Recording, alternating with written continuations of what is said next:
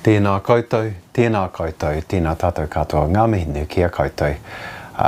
It's wonderful at the end of the week to be able to continue to join in with you in prayer, in hearing God's word and in singing together. Ka timeta tō tātou karakia I runga I te ingoa tapu o tō tātou kaiwhakaora o ihu karaiti. Āmene. Kia inoi tahi tātou.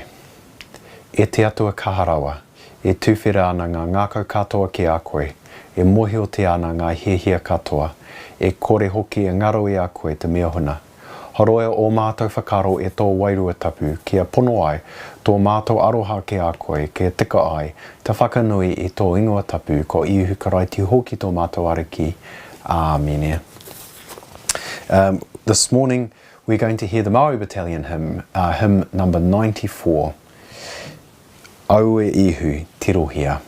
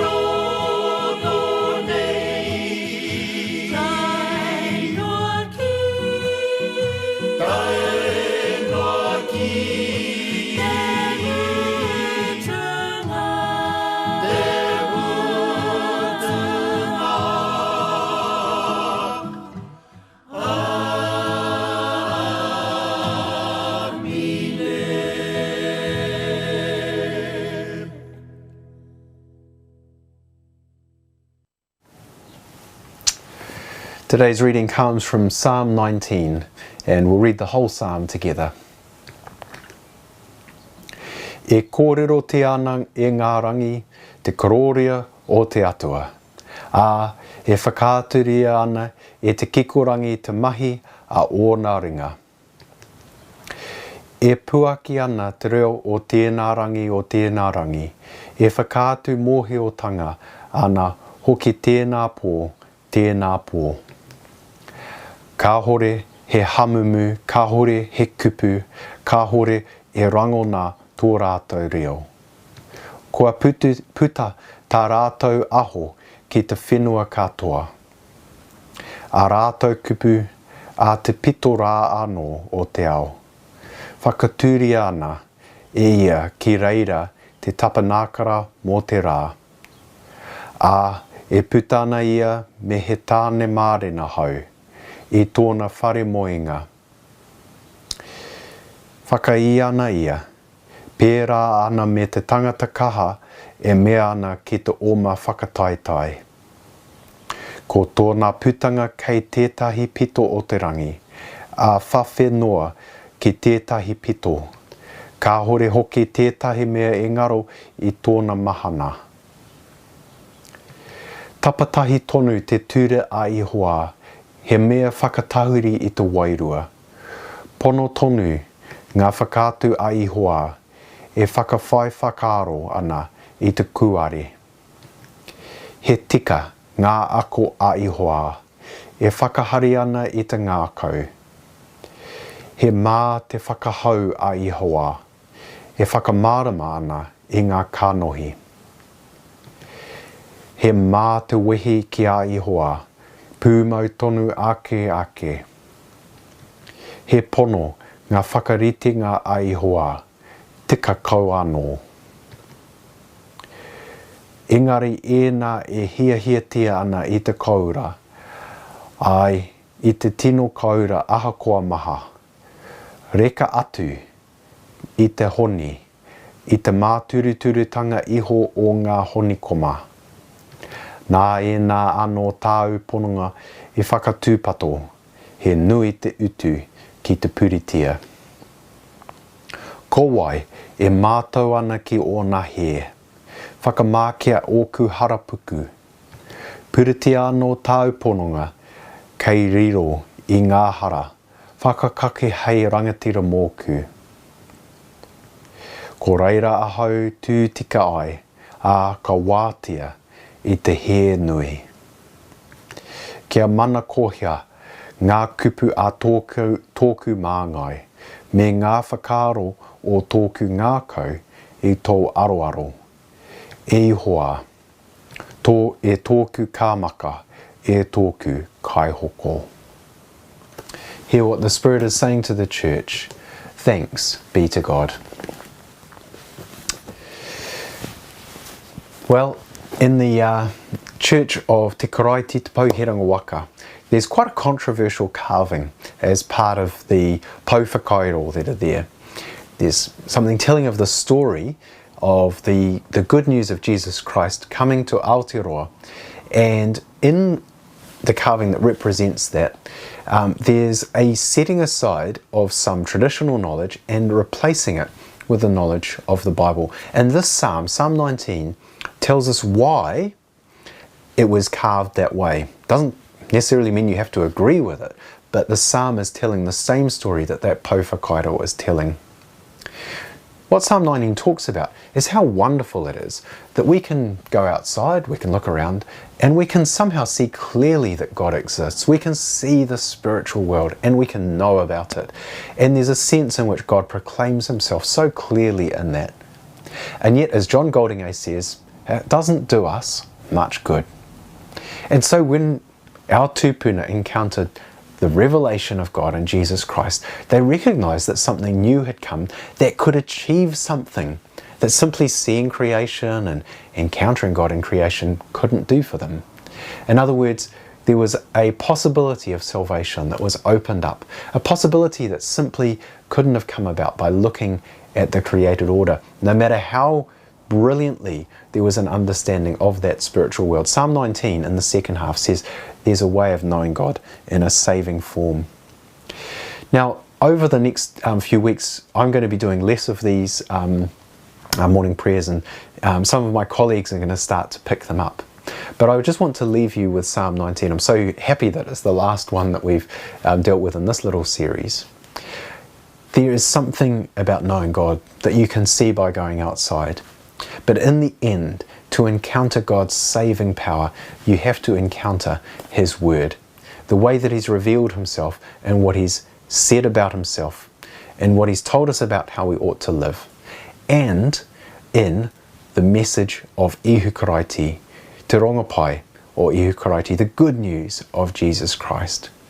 And here's my plea. If you've just come across one of these morning prayers online and you want to find that, which as the psalm says, is something which is sweeter than honey, the sweetest thing that you can find in this life or in the next, then I want to encourage you to pursue it, to connect with us or some of my colleagues, and to find out how you can taste the sweetness that our tupuna found, that they've passed on down through the generations to us, and which is represented in that carving there at Te Karaiti Te Pauherenga Waka.